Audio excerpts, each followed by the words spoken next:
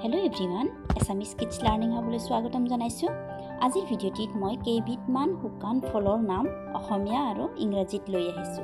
গতিকে ভিডিঅ'টি শেষলৈ চাবলৈ নাপাহৰিব আৰু যদি ভাল পায় তেন্তে লাইক আৰু শ্বেয়াৰ কৰি দিব।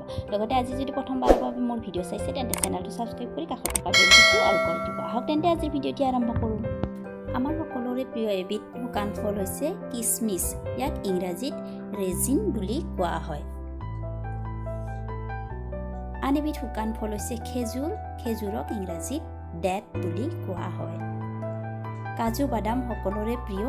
ইয়াৰ ইংৰাজী নাম হৈছে কেচেউ নাট। আন এবিধ শুকান ফল পিস্তা। ইয়াক ইংৰাজীত পিস্তাচিও বুলি কোৱা হয়। চীনা বাদাম এইটো আমাৰ সকলোৰে প্ৰিয় হয়। ইয়াক ইংৰাজীত পিনাট বা গ্ৰাউণ্ডনাট বুলি কোৱা হয়।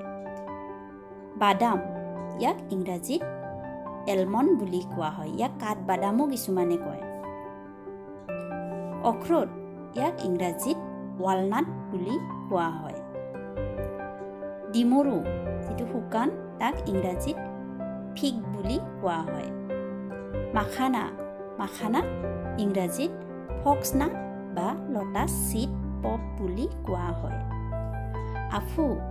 আফুক ইংৰাজীত পপি চিড বুলি কোৱা হয়। শুকান খবানি ইয়াক ইংৰাজীত ড্ৰাই এপ্ৰিকট বুলি কোৱা হয়। বৰ্তমান লুপ্তপ্ৰায় আন এবিধ শুকান ফল হৈছে শিঙৰি। শিঙৰিক ইংৰাজীত ৱাটাৰনাট বুলি কোৱা হয়। কাঠবাদাম ইয়াক ইংৰাজীত চেচনাট বুলি কোৱা হয়। শুকান নাৰিকল ইয়াকো আমি শুকান ফল হিচাপে ব্যৱহাৰ কৰোঁ। ইয়াক ইংৰাজীত ড্ৰাই কোকোনাট বুলি কোৱা হয়।